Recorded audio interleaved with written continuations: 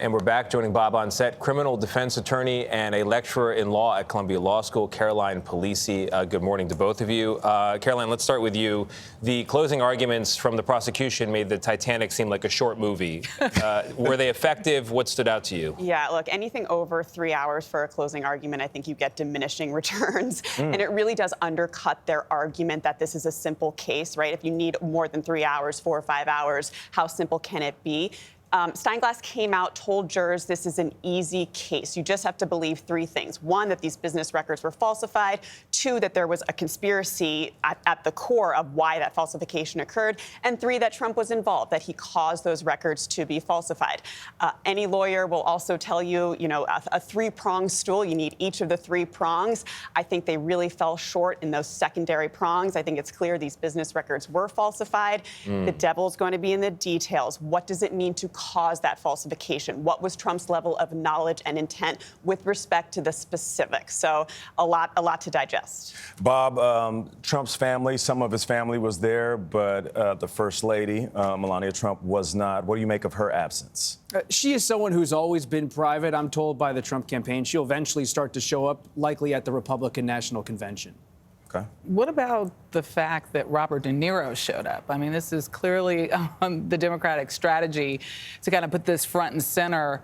Not that it isn't already, but Right. what was the purpose? I spoke to De Niro. Oh, you did? It's an odd thing as a political reporter. You end up speaking to Robert De Niro outside How did you not fan out? courthouse about former President Trump. But he was there because the Biden campaign wanted to frame that upcoming first presidential debate next month about American democracy and really shine a light on Trump's conduct. Yeah. And I said to Mr. De Niro, do you think you're going to break through with everyday people? He said, I'm not sure about that, but I hope so. Yeah. It is the 50th anniversary of The Godfather Part 2. Well, great movie. I should just say. All right. Let's go to the first anniversary of the first criminal trial of a former president. I'm going to go back to Caroline on this. So there was a moment with the defense's closing argument where Todd Blanche said to the jury, don't send someone to prison, in essence, because of Michael Cohen. You can't do that. And the judge was upset by that comment and that reference to prison. Why? Yeah, extremely upset. Any lawyer that heard that winced, because we all know you cannot talk about sentencing. You cannot talk about punishment phase in your closing arguments. Todd Blanche knows that. This was not a mistake. He did it. He got away with it.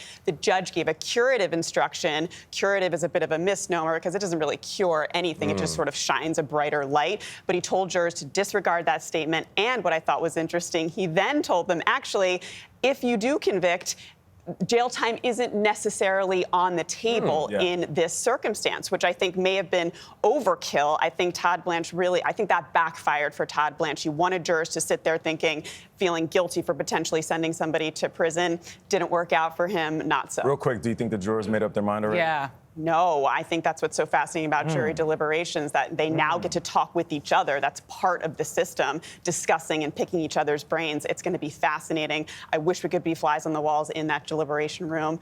No one will ever know. The fate of Donald Trump in their hands as of today. Caroline Polisi and Bob Costa, thank you very much, folks. Appreciate it.